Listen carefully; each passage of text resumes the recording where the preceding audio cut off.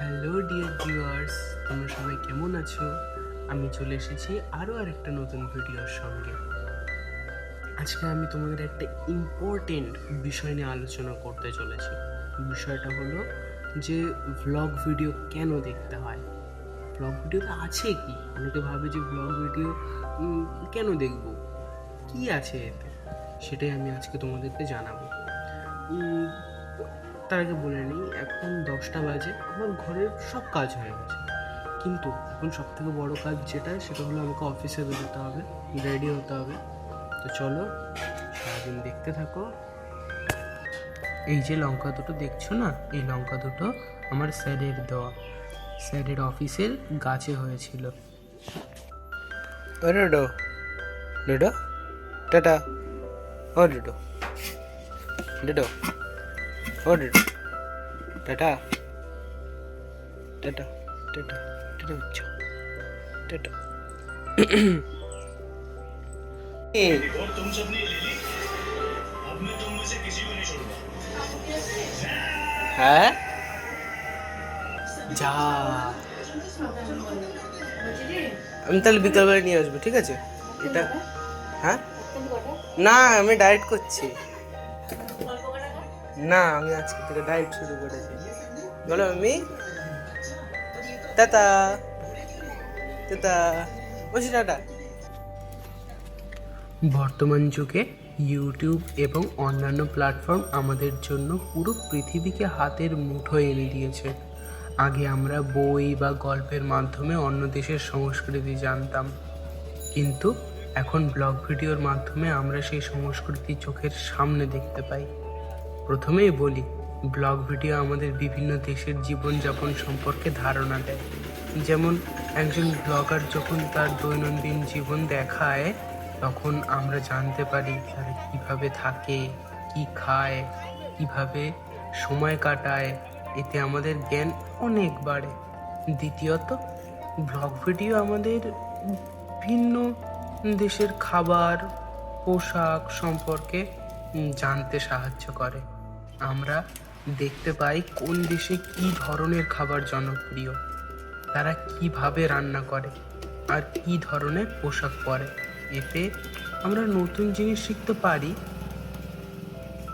অন্য সংস্কৃতির প্রতি আগ্রহও তৈরি হয় যার জন্য আমাদের। তৃতীয়ত, ভিন্ন উৎসব ও প্রথা সম্পর্কে জানার জন্য ব্লগ ভিডিও খুবই গুরুত্বপূর্ণ। অনেক ব্লগার তাদের দেশের উৎসব, অনুষ্ঠান বা বিশেষ দিনের ভিডিও শেয়ার করে। এর মাধ্যমে আমরা বুঝতে পারি সেই দেশের মানুষ কতটা আনন্দে, বিশ্বাসে, ঐতিহ্যে এগিয়ে পিছিয়ে, বা কতটা কেমন সেটা আমরা জানতে পারি। আরেকটি গুরুত্বপূর্ণ বিষয় হলো, ব্লগ ভিডিও আমাদের মানুষের মধ্যে সংযোগ তৈরি করে। আমরা বুঝতে পারি যে পৃথিবীর মানুষ ভিন্ন হলেও অনেক দিক থেকে একে অপরের সাথে মিলে আছে। এতে আমাদের মধ্যে সহানুভূতি ও সম্মানবোধ তৈরি হয়।